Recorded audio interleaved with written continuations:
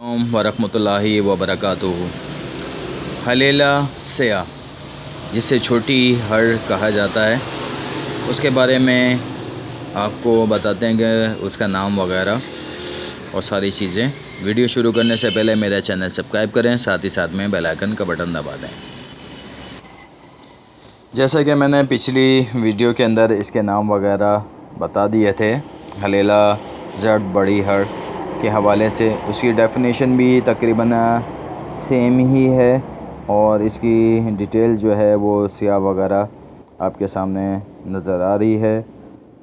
ज़्यादातर बड़ी हड़ जो है वो इस्तेमाल में आती है, छोटी हड़ जो है इस्तेमाल में बहुत कम ही आती है। ज़्यादातर दस्तों को बंद करने में इस्तेमाल किया जाता है।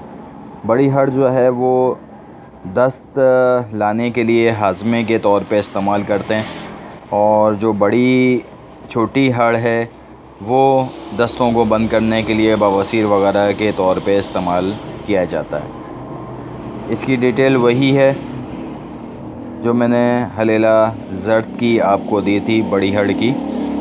वीडियो पसंद आए तो मेरा चैनल सब्सक्राइब करें, साथ ही साथ में बेल आइकन का बटन दबा दें ताकि नई आने वाली वीडियो बर वक्त आपके पास मौसूल हो सके। ये दो इक़साम तो मैंने आपको दिखा दी है, छोटी हड़ और बड़ी हड़।